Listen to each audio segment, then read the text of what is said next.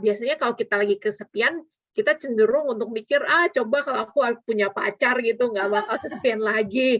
Atau ada teman kita yang kesepian, kadang-kadang kita berusaha cariin pacar atau ngenalin ke teman kita yang single juga gitu. Tapi dulu pastor aku ada yang bilang, marriage is not the solution to loneliness. Jadi pernikahan itu bukan solusi untuk kesepian.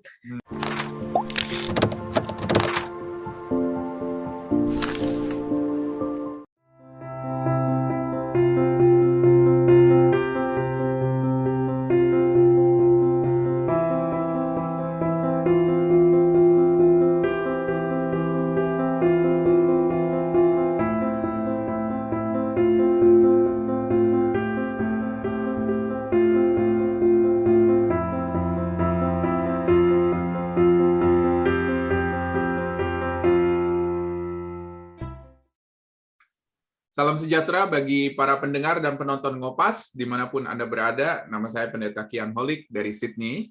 Selamat datang di channel Ngobrol Pastor, di mana kita membicarakan secara santai topik-topik yang berhubungan dengan pelayanan dan kehidupan para hamba-hamba Tuhan, maupun juga aktivis Kristiani, baik di gereja maupun di organisasi Kristen. Nah, sebelum kita melanjutkan, jangan lupa untuk subscribe channel ini dan nyalakan loncengnya di YouTube, supaya apabila ada video-video baru yang di-upload, Anda langsung dapat mengetahuinya. Di edisi yang nomor 24 ini, kita akan membicarakan satu topik yang mungkin jarang dibicarakan di gereja, yaitu topik yang berjudul loneliness. Ya, kita akan mencoba mengerti apa arti loneliness itu, dan bagaimana kita menghadapi loneliness ini. Mungkin kita ada pengalaman khususnya dari masing-masing narasumber, dan bagaimana kita melayani mereka yang mengalami loneliness ini. Jadi bersama saya ada dua narasumber. Yang pertama adalah Jessica Halim. Jessica Halim itu adalah staf dari CBF, City Bible Forum di Sydney, yang jabatannya tadi saya dikasih tahu adalah apa? Relationship Development. Relationship Development, betul ya. Kurang lebih artinya apa tuh di lapangan tuh, Jess? Jadi tugas aku ketemu dengan orang baru yang Kristen atau yang bukan Kristen, terus konekin mereka ke networknya kita gitu, kayak ketemu. Terus juga ada tugas-tugas lain, contohnya membaca Alkitab one-on-one sama perempuan pekerja, terus juga leading prayer group, terus juga supporting yang leader yang perempuan juga. Jadi itu kayak organisasi pelayanan Kristen yang visinya menyebarkan kabar baik Yesus di tempat kerja, basically City Bible Forum. Ya, dan itulah dia yang menjadi tujuan kita ya, untuk kita ada di tengah-tengah masyarakat, untuk menjadi berkat, untuk menyalurkan kabar Injil Yesus Kristus. Nanti kita kenalan lebih dekat lagi. Yang kedua narasumbernya adalah Rabea Mary, atau panggilannya Bea ya, betul ya? Betul. Saya kenal dengan Bea udah cukup lama juga. Bea adalah staf perkantas di Kupang, tapi juga menjabat sebuah jabatan yang strategis secara nasional nih di perkantas. Apa nih jabatannya secara nasional di perkantas? Iya, sekarang lagi dipercayakan untuk jadi koordinator pelayanan siswa seluruh Indonesia gitu. Wah, banyak sekali ya? Itu pelayanan siswa. Berapa juta siswa tuh? Pengaruh nama kali ya, kok ya, Bea. Jadi siswa, jadi beasiswa kali. Tanggung jawabnya berat. Itu cocok tuh jadinya tuh ya. Dan Bea berbasis di Kupang, udah berapa lama di Kupang nih? Kalau di Kupang sih dari tahun 2000 ya, sejak Timor merdeka jadi Timor Leste, jadi ya berpindah gitu. Jadi mengungsi ke Kupang tahun 2000 ya, sudah 21 tahun kali ya. Jadi menetap, sempat studi dulu keluar dari Kupang 2003 sampai 2008, lalu keluar lagi 2013 sampai 2015, baru sekarang terus mengerjakan pelayanan ini. Wah, asik juga nih ya kelihatannya ya. Dan tentunya kita nanti akan bicara sedikit lebih banyak dengan para narasumber untuk mengenal mereka lebih dekat lagi. Nah, mungkin kembali ke Jessica dulu nih. Sukacitanya apa sih jadi staffnya di City Bible Forum? Kalau ada satu sukacitanya, kira-kira apa tuh sukacitanya? Wah, sukacitanya mungkin melihat orang-orang pekerja yang bukan Kristen, mereka menanyakan hal-hal besar di kehidupan, kayak misalkan contohnya apa arti kehidupan, apa tujuan hidup, ketuhanan, dan lain sebagainya. Dan kalau melihat mereka pengen mencari kebenaran, terus kita sama-sama membuka Alkitab bareng, terus diskusi tentang Tuhan Yesus, ya itu memberikan aku sukacita yang dalam banget. Kayak ada satu orang yang mengambil satu langkah mendekati dengan Tuhan Yesus, itu yang aku kayak wah, berterima kasih banget sih. Ya, dan kita harus bersyukur juga kita ada kesempatan untuk membagikan kabar sukacita itu ya kepada mereka ya. Dan luar biasa ternyata orang-orang yang udah kerja pun juga masih memikirkan hal-hal yang besar. Masih ada waktu untuk memikirkan hal-hal yang besar dalam kehidupan mereka ya. Iya. Soalnya mereka kayak cari mereka kerja, terus cari uang, terus fokusnya ke situ, dan mereka mengalami kalau sebenarnya karir atau uang itu tidak bisa memenuhi kehidupan mereka. Jadi mereka mencari something bigger, kayak apa itu tujuan hidup di luar dari uang atau karir gitu. Baik, thank you. Kalau Bea sendiri bagaimana nih Bea? Kalau misalnya ada satu sukacita di dalam pelayanan yang Bea kerjakan, apa itu sukacitanya? Sukacitaku waktu lihat adik-adik binaanku ya, adik-adik siswa yang aku bimbing, mereka bertumbuh. Sekarang juga mereka sudah ada yang jadi PNS gitu ya, mereka di dunia kerja juga mereka tetap mempertahankan integritas mereka. Lalu ada yang sudah berani ambil komitmen atau punya langkah untuk menjadi seorang pemimpin gitu ya. Jadi di birokrasi mereka ada yang sudah jadi kepala seksi. Saya sih tantang mereka supaya mereka bisa lebih lagi ya, bisa jadi kepala bidang ataupun juga mimpinya lebih tinggi lagi kalau bisa jadi kepala dinas seperti itu ya. Itu jadi kebahagiaan, sukacita tersendiri ketika mereka bertumbuh dan hidup terus dalam Tuhan, mempertahankan integritasnya. Itu sih jadi paling sukacita. Ya, dan juga bisa masuk ke posisi-posisi strategis ya yang ada di pemerintahan atau yang ada di perusahaan-perusahaan besar yang berpengaruh kepada orang lain gitu ya. Puji Tuhan untuk pelayanan kalian semuanya. Nah, kita akan bicara mengenai satu topik yaitu loneliness. Nah, pertama-tama mungkin banyak orang yang ingin tahu begitu ya. Apa sih definisi daripada loneliness ini? Mungkin kita ke Jessica dulu pertama-tama. Dan saya yakin Jessica sudah belajar juga mengenai loneliness ini atau mungkin tahu sedikit mengenai loneliness ini. Apa sih sebetulnya loneliness itu? Kalau misalnya ada orang yang tanya, silakan. Kalau aku Google ya, di Google bilangnya sadness because one has no friends or company. Jadi kayak kesedihan karena seseorang nggak punya teman atau nggak ada yang menemani. Atau aku cari vocabulary.com, dia bilang the state of being alone and feeling sad about it. Jadi keadaan di mana seorang sendirian dan karena itu merasa sedih gitu. Tapi perlu juga aku katakan kalau loneliness itu nggak cuma pas kita sendirian nggak punya teman, tapi bisa juga kita dikelilingi oleh orang-orang banyak, tapi tetap merasa sendirian atau alone gitu. Terus juga seringkali kita pikir loneliness itu cuma dirasakan oleh orang-orang yang single, yang belum married, tapi aku sering mendengar bahwa orang-orang yang sudah menikah pun bisa merasa kesepian. Jadi kayak definisinya lumayan luas sih ya kalau aku bilang. Jadi loneliness itu bukan karena seorang itu tidak ada temannya atau tidak ada orang lain ya, tapi justru di tengah-tengah orang banyak pun juga dia bisa merasa lonely begitu. Betul, kalau nggak ada connection, nggak ada yang mengerti dirinya dan sendirian gitu. Iya.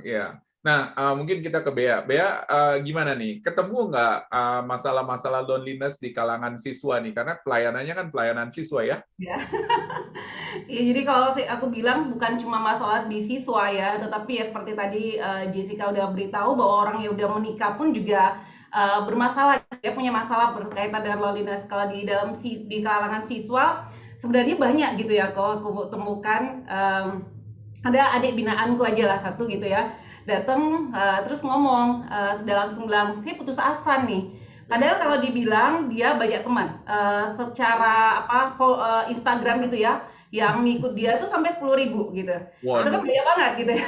Banyak banget. Udah jadi udah banyak banget dia pengikut ya. Tetapi dia merasa kesepian.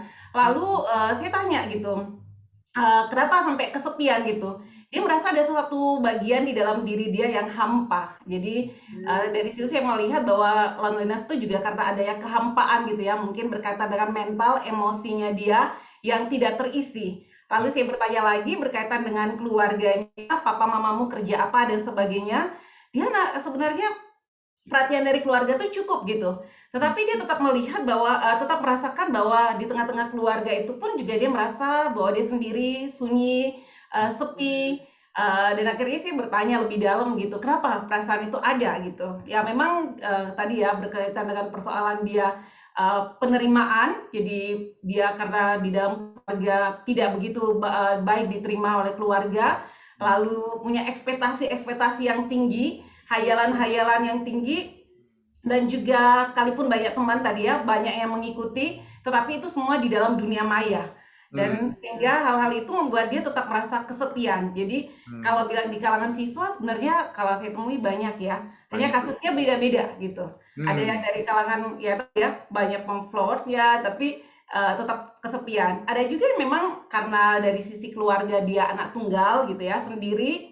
Dia merasa bahwa orang tuanya sibuk sekali, dia tidak punya teman untuk ngobrol, dan juga tuntutan dari keluarga yang cukup tinggi membuat dia merasa ada sesuatu yang kosong juga di dalam dirinya, hampa.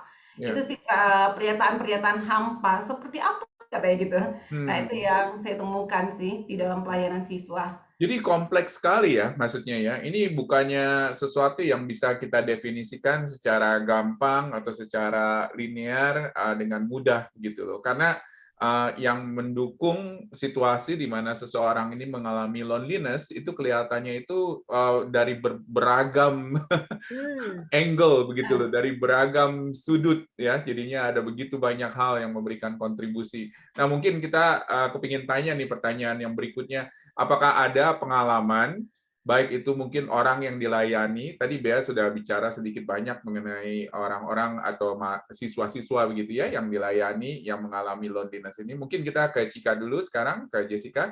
Apakah ada pengalaman pribadi ataukah mungkin pengalaman orang yang dilayani yang mengalami loneliness ini yang memberikan kepada kita satu pengetahuan dan pengertian bahwa wah ternyata loneliness ini adalah sesuatu yang sangat mudah sekali ditemukan, banyak orang yang mengalami loneliness ini. Silakan, Cika. Ya, kalau buat aku loneliness itu bisa datang dan pergi. Kadang-kadang lagi bergumul, kadang-kadang biasa aja. Oke. Puji Tuhan, walaupun aku single dan jauh di Australia, keluarga di Indonesia, tapi Tuhan memberkati aku dengan banyak teman dan juga ada kakak dan keluarga di Sydney. Tapi yang aku ingat pernah 3 kali mengalami loneliness yang akut atau yang dalam gitu. Pertama itu tahun 2013. Jadi aku baru pindah tinggal di daerah kota yang beda, jauh dari kota yang banyak teman dan keluarga. Jadi belum punya banyak teman. Terus di tahun yang sama banyak teman dan saudara yang pulang for good ke Indonesia. Jadi saat itu aku benar-benar bergumul dan berasa kesepian banget. Awalnya aku pikir, enaknya ya kalau punya pacar, nggak usah kesepian lagi gitu. Tapi setelah refleksi lagi, aku berasa kesepian itu bukan gara-gara nggak punya pacar, tapi karena lack of deep friendship atau kekurangan pertemanan yang dalam. Terus yang kedua, setahun kemudian di tahun 2014, di mana aku bergumul dengan mau makan obat untuk penyakit mental bipolarku atau enggak. BTW, kalau mau tahu lebih lanjut soal pergumulanku dengan penyakit mental bipolar dan anxiety atau kecemasan, silakan nonton Ngopas nomor 10, yang topiknya kesehatan mental hamba Tuhan. Nah, tadinya aku on and off gitu kan makan obat untuk penyakitku ini, tapi tiap kali aku nggak makan obat, aku kena episode bipolar lagi gitu. Akhirnya di tahun 2014 itu aku dihadapkan dengan pilihan, apa aku harus makan obat untuk long term atau seumur hidup. Waktu itu sih berasanya ini keputusan yang besar sekali, Tapi saat itu nggak ada teman atau keluarga yang aku bisa diskusiin bareng soal ini. Dan saat itulah aku merasa kesepian banget. Bukan karena harus mengambil keputusan makan obat long term itu sendiri, tapi lebih kayak no one to go through it together gitu, karena nggak ada orang lain untuk berjalan bersama di saat aku harus ambil keputusan besar. Dan yang ketiga kalinya itu sekitar 2 minggu lalu di mana bipolarku kambuh lagi. Ini bipolar depresi yang kambuh, di mana aku merasa low mood, sedih, nggak ada energi. Di saat-saat terendahku itulah aku berasa perlu kayaknya pengen ada orang di sampingku untuk bergumul bersama, tapi kayaknya rasanya nggak ada siapa-siapa gitu. Aku harus menghadapi ini semua sendirian. And it's painful, kayak menyakitkan gitu secara hati dan secara emosional. Jadi kalau buat aku pribadi, aku lebih cenderung berasa kesepian itu kalau ada perubahan besar, seperti baru pindah ke kota baru, nggak kenal siapa-siapa, atau harus mengambil keputusan besar sendirian, dan saat kesehatan mentalku lagi rendah banget. Berasa. Iya, thank you juga udah membuka diri mengenai apa yang kamu alami begitu ya, karena saya yakin dan percaya ada begitu banyak juga orang-orang yang kita layani juga yang mengalami hal yang sama. Dan keterbukaan itu penting sekali untuk kita bisa mengobati diri kita gitu ya, maksudnya ya, mengalami apakah ini loneliness atau depression atau juga mungkin anxiety dan lain sebagainya. Ya, thank you. Mungkin kita ke Bea. Bea, apakah ada pengalaman pribadi kurang lebih mengenai topik loneliness ini, baik itu pribadi sendiri ataupun juga orang yang kita layani? Silakan. Ya, pastinya setiap orang tidak imun ya dengan persoalan loneliness, pastinya juga mengalami. Saya secara pribadi juga persoalan loneliness itu lebih pada ketika kehilangan gitu ya. Saya ingat sekali 2006 ketika papa meninggal, itu perasaan down saya atau juga merasa kesepian itu panjang gitu ya, berlarut-larut yang cukup panjang. Di dalam masa duka itu saya melihat bahwa karena tadi ya, penerimaan saya maupun juga kedekatan relasi yang saya bangun itu memang lebih dalam itu dengan papa gitu ya, lebih dekat, perhatian, kepercayaan, banyak hal lah yang beliau berikan. Jadi ketika kehilangan beliau itu seakan-akan hidup saya itu berakhir, dan itu waktu itu saya lagi di kampus gitu ya, lagi kuliah teologi. Baru juga habis mata kuliah konseling orang duka gitu ya. Jadi habis belajar itu justru harus mengkonseling diri sendiri, persoalan yang ada ya bukan persoalan menyangkali akan kedukaan, tapi persoalan menyangkali bagaimana supaya tidak terus merasa kesepian sendiri. Jadi setelah pemakaman dan sebagainya saya kembali ke kampus. Nah itu disitulah masa-masa 2 bulan pertama di kampus itu setelah kematian papa itu masa-masa berat bagi saya. Ada teman-teman sih yang datang, tetapi ya saya melihat bahwa kebutuhan saya akan relasi yang berkualitas gitu ya. Relasi yang berkualitas itu saya dapatkan dengan papa saya. Dia yang mengerti, dia yang memahami saya, dia yang mendukung, bahkan di dalam pelayanan ketika ada banyak tantangan, ada banyak masalah, dia yang hadir gitu. Ya, pastinya Tuhan memakai beliau gitu ya untuk menolong saya. Tapi pada waktu beliau tidak ada teman-teman, hanya karena mereka relasi komunikasi, relasi itu tidak begitu dalam, dangkal aja mungkin ya, bicaranya di atas dan sebagainya. Perasaan rasa kehilangan, kesepian itu justru lama gitu. Jadi saya butuh waktu kurang lebih 2 bulan lah. Saya ditolong sama dosen pembimbing yang mencoba mengganti gitu ya, mengisi bagian-bagian yang saya dapatkan dari papa saya waktu itu. Itu pertama kali saya sangat merasakan kesepian gitu ya, merasa sendiri ya di tengah-tengah kampus dengan teman-teman persekutuan yang luar biasa baik, tetapi saya masih tetap merasa kesepian. Yang kedua, peristiwa 2014 gitu ya, 2014 ketika saya kuliah lagi ambil S2, ada satu peristiwa yang terjadi. Jadi semacam difitnah lah gitu ya. Jadi di dalam pelayanan itu juga adalah seperti itu ya. Jadi saya merasa bahwa orang yang saya percaya gitu ya, sebagai partner doa, sebagai teman di dalam suatu pelayanan, yang saya tahu inilah rekan di dalam perjalanan iman seperti itu ya. Tapi kenyataannya saya harus menemui kenyataan bahwa saya difitnah gitu. Saya difitnah, dan pada saat itu saya lagi berada di Malang. Saya berada di Malang dan saya mendapatkan berita yang tidak begitu menyenangkan, yang tidak baik tentang saya gitu. Dan akhirnya saya memutuskan untuk pulang dari kampus. Jadi pulang dari saya sistem kuliah S2-nya itu sistem blok gitu. Ya. 2 minggu saya harus berangkat ke Malang. Saya kuliah S2-nya di I3 Malang, Institut Injili Indonesia Batu Malang. Dan 2 minggu saya harus kembali untuk melayani di perkantas seperti itu. Nah, ketika saya sudah komit untuk ambil 3 mata kuliah saat itu, saya harus lepas 2 mata kuliah karena saya mendengarkan berita tentang saya yang kurang benar, kurang baik seperti itu. Nah itu perasaan saya itu benar-benar kayak down betul gitu, hampa.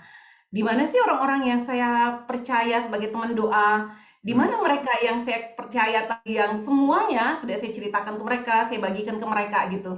Jadi perasaan itu mental saya tuh benar-benar down gitu ya. Akhirnya ada satu teman sih dari Jakarta gitu ya yang menelpon, yang mencoba memahami, tetapi tetap ada perasaan merasa kesepian.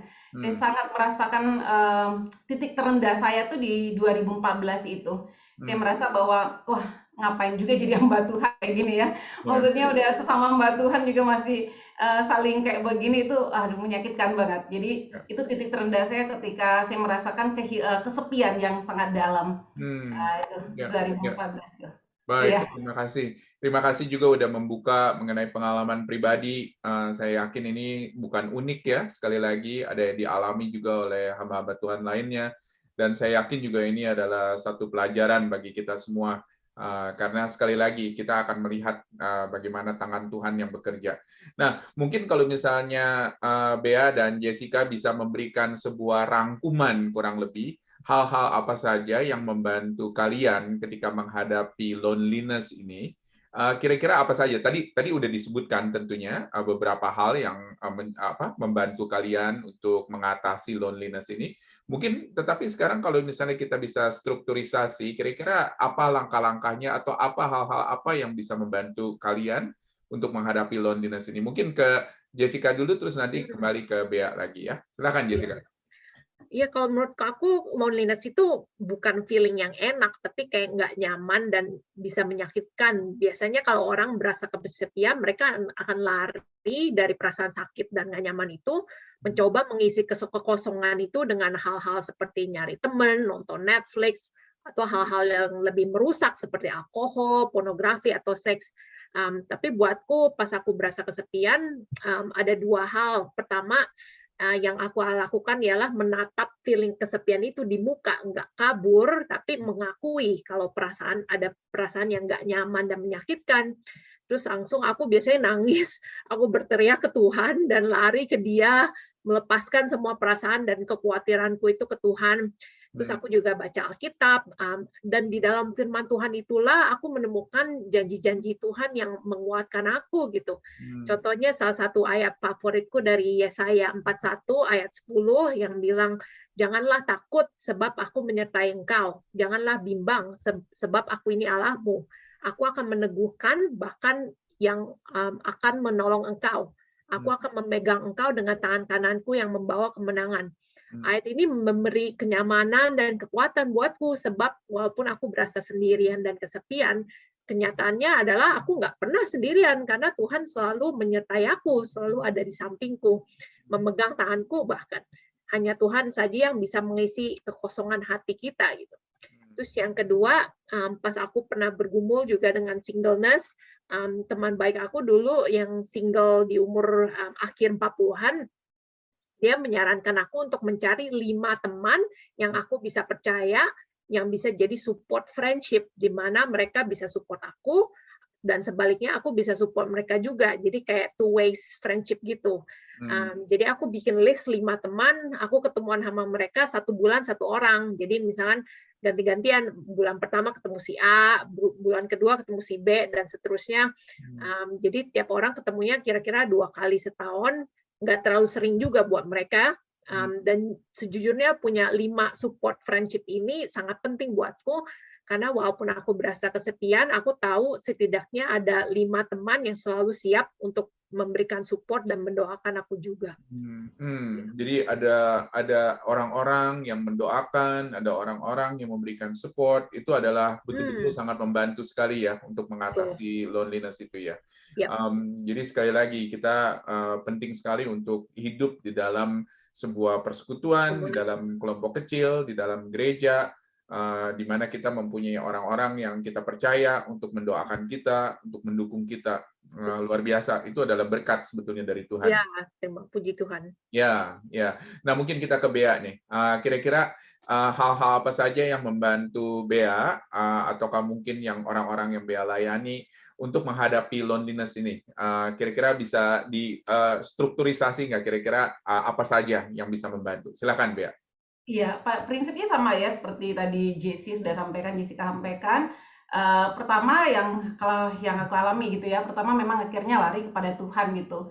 Ada banyak tawaran sih sebenarnya ya waktu di dalam kondisi seperti itu, bisa terus melamun, bisa terus mencari hal-hal lain, tapi aku harus pertama tuh yang aku sadari itu aku mengakui bahwa aku saat ini sedang di dalam kondisi loneliness.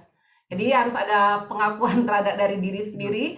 Kesadaran akan hal itu menolong aku akhirnya bisa tahu bahwa yang bisa mengisi kekosongan di dalam diriku hanya pribadi yang menciptakan aku, yaitu Allah sendiri. Dan di dalam kondisi itu sih aku ingat gitu ya, ketika Daud juga mengatakan bahwa dia sebatang kara. Ketika dia mengatakan dia sebatang kara, dia mencari Tuhan. Nah, itu yang pertama aku lakukan ya, mengakui bahwa kondisiku lagi loneliness, kalau lagi stres juga kayak gitu ya, saya stres gitu. Jadi saya harus mengenali dan saya harus mengakui itu, supaya saya tahu langkah-langkahnya. Lalu ya mencari Tuhan pastinya, dan juga kalau tadi Jesse bilang teman ya, teman di dalam persekutuan. Sebenarnya itu bagian yang juga di bagian sisi lain saya mencari seperti itu.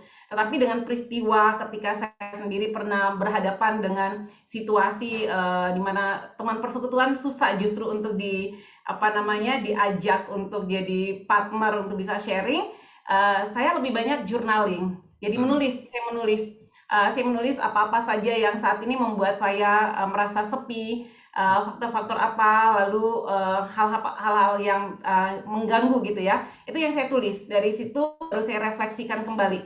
Jadi memang lebih banyak berinteraksi dengan diri sendiri. Berinteraksi dengan diri sendiri, ya kalau tadi JC sudah sampaikan ya, cari teman 5 yang bisa support. Saya cari 2 teman, tapi sebenarnya saya punya 2 teman ya. Salah satunya rekan di dalam pelayanan perkantas yang senior ya, kalau ada yang tahu Bang Alex lah. Itu yang biasa saya bagikan, ini kondisi seperti ini. Jadi teman yang accountable, yang dipercaya dan dia tetap tidak memihak juga kepada saya, tetapi mengarahkan dan untuk memikirkan langkah-langkah selanjutnya. Jadi itu yang saya lakukan. Terus ambil ini juga waktu untuk bisa cari udara segar gitu ya. Jadi refreshing sedikit gitu. Saya terkadang kalau ada loneliness saya menarik diri sebentar dari rutinitas yang ada. Disitulah saya bisa refleksi kembali, introspeksi diri lagi, apa sih penyebabnya, dan setelah itu baru saya cari hal-hal yang bisa saya lakukan ke depan. Jadi seperti itu kok. Jadi selain cari Tuhan, punya teman, coba tarik diri gitu. Dengan ya sekarang saya lebih kepada ini kok, lebih ke olahraga gitu ya. Olahraga.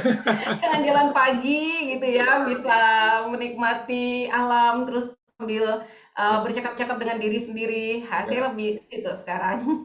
Nanti kalau misalnya mau Zumba sama Jessica lewat Zoom, dia bersedia pasti. Oh, senang banget ya saya. Jadi tambah lagi nih temannya. Konten yang baik. Thank you Jess ya. Terus abis Zumba bisa berdoa bersama-sama.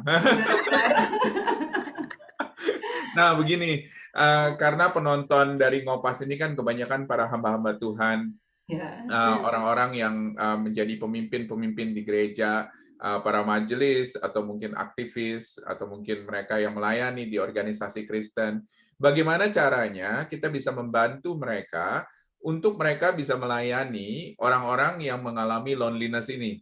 Nah, jadinya sekarang adalah lebih kepada bagaimana caranya mengalami yang loneliness ini ya. Dan mungkin kita kepingin tahu begitu loh, ada tips-tips praktis nggak yang bisa diberikan kepada hamba-hamba Tuhan untuk mereka bisa melayani orang-orang seperti ini. Nah, mungkin kita ke Jessica dulu dan kemudian nanti ke Bea lagi. Ya, silakan Jessica.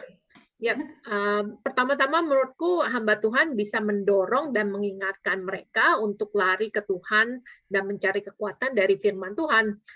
Memang Tuhan menciptakan kita sebagai makhluk sosial, bukan makhluk yang bisa tahan hidup sendirian, tapi butuh relasi dengan Tuhan dan dengan orang lain. Tapi yang terutama itu hanya Tuhan saja yang bisa memenuhi semua hasrat, keinginan, dan kerinduan kita. Jadi kita bisa mengingatkan mereka bahwa Tuhan tidak pernah meninggalkan mereka, selalu ada di sampingnya dan memberikan kekuatan sehingga kita nggak perlu takut kesepian gitu.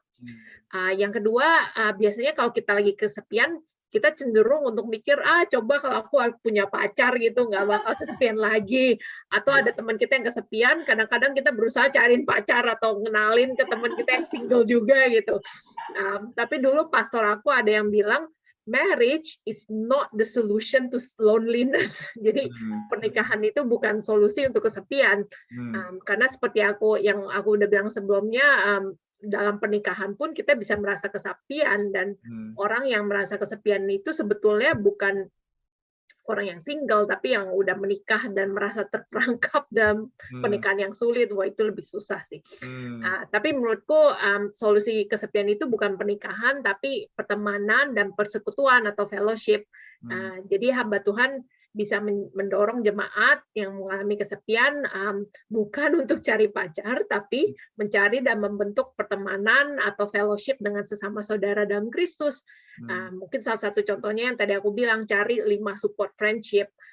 Toh kita ini semua satu keluarga dalam Kristus. Kalau ada keluarga yang kita mengalami kesulitan, tentunya kita terdorong untuk membantu mereka. Dan juga bukan hanya orang single mencari teman sesama single juga, tapi bisa berteman dengan pasangan yang sudah menikah dan berkeluarga juga gitu. Jadi contohnya dari 5 support friendship aku punya itu, semuanya udah menikah dan berkeluarga, kecuali 1 orang udah menikah tapi belum punya anak. Terus aku juga pernah dengar di satu gereja di sini yang pastornya mendorong setiap pasangan yang sudah menikah untuk mengadopsi 1 orang single, kayak menjadikan 1 orang single itu sebagai bagian dari keluarga mereka. Aku pikir itu ide yang bagus. Aku sendiri juga punya beberapa teman yang sudah menikah dan berkeluarga, dan aku sangat menghargai pertemanan aku dengan mereka. Karena sebagai orang single, aku bisa melihat kalau pernikahan dan punya anak itu hal yang sangat sulit sekali. Jadi malah aku bisa berterima kasih pada Tuhan kalau aku masih single. Sama ya. Iya gitu ya. Tapi jadi kalau boleh dirangkum ya, hamba Tuhan bisa mendorong orang merasa kesepian dengan mencari Tuhan, mendapatkan kekuatan dari firman-Nya, dan membentuk pertemanan dengan sesama saudara-saudari dalam Kristus. Baik, thank you. Dan juga tentunya ketika hamba Tuhan melakukan training untuk orang-orang yang bisa mensupport orang-orang yang lonely itu, mereka juga bisa mendorong mereka untuk mereka bisa peduli kepada orang-orang ini ya. Jadi bukan hanya sekedar tahu kalau misalnya dia lonely, tahu kalau misalnya dia memerlukan support dan lain sebagainya, tetapi betul-betul secara hands-on, practical, masuk ke dalam kehidupan mereka, memberikan menjadi berkat bagi mereka. Oke, thank you buat saran-sarannya. Nah, kita ke Bea. Kalau Bea ada saran-saran nggak untuk hamba-hamba Tuhan, bagaimana mereka bisa mendorong orang-orang yang loneliness ini atau mengalami loneliness ini, atau mereka bisa mendorong juga orang-orang yang lain untuk bisa melayani mereka yang mengalami loneliness ini. Silakan, Bea. Tapi ya dari apa yang sudah disampaikan oleh JC tadi, jadi hamba Tuhan harus mengenali gitu ya, membuat kalau bertemu dengan yang loneliness, buat mereka supaya sadar. Jadi paling tidak orang yang loneliness tuh dia harus tahu dulu bahwa dia tuh sedang ada di dalam satu kondisi emosi yang lagi tidak baik, ataupun juga loneliness tadi ya. Jadi mengajak orang itu juga untuk keluar dari zona nyaman. Jadi orang terus ada di dalam loneliness tuh biasanya sudah ada dalam zona nyaman, jadi susah untuk bisa melihat yang lain. Lalu juga mengajak mereka untuk menggunakan perspektif orang lain, cara pandang orang lain. Nah, itu mungkin hamba Tuhan minta supaya kepada kliennya atau jemaatnya gitu untuk keluar dari cara pandangnya. Ya, mungkin dia merasa bahwa ini nih yang paling benar nih, saya kayak gini-gini terus. Jadi coba untuk keluar dari cara pandang yang selama ini sudah dinikmati gitu kali ya. Lalu juga dia seorang hamba Tuhan bisa ini ya, mengeratkan lebih ikatan emosi gitu ya. Jadi menerima jemaat ataupun juga kliennya itu dengan ya memang begini, bahwa setiap orang pasti mengalami. Contoh gini ya, saya ada satu klien yang saya tangani, seorang alumni dari bidang analis. Saya pikir secara kerohanian dia udah sangat bagus karena udah dibina dari pelayanan mahasiswa juga. Kehidupan rohani dia menurut saya bagus gitu. Tetapi dia ternyata kurang, masih tidak punya rasa penerimaan. Dia juga merasa tidak dihargai. Dia merasa bahwa hidupnya itu benar-benar udah hancur karena memang dia punya satu kehidupan yang ya problem broken home yang parah gitu. Jadi dia setiap kali mau berhadapan dengan setiap teman-teman, dia langsung rendah diri dan ya sudahlah saya begini, putus asa terus. Jadi saya mencoba membangun satu ikatan, mengeratkan emosi dengan dia untuk menerima dia bahwa kondisi kamu seperti ini pun juga bisa kamu bisa bangkit. Jadi menghargai dia, terus mensupport dia seperti itu. Nah itu yang kita bisa lakukan gitu ya sebagai seorang hamba Tuhan untuk bisa menyediakan telinga juga buat setiap mereka yang menceritakan. Mungkin waktu mereka jemaat kita ataupun juga klien kita menceritakan itu hal biasa gitu ya. Kayak gini aja kita udah langsung merasa gini aja kok kayak masalah gitu. Tapi kalau kita menyediakan telinga dan hati untuk mereka, maka mereka akan bisa menolong mereka untuk keluar dari persoalan loneliness ya. Juga aku pikir juga ya perlu mendoakan mereka gitu ya secara serius. Jadi bukan cuma pada waktu berjumpa, tetapi ada waktu yang memang kita udah tetapkan untuk mendoakan si A, si B.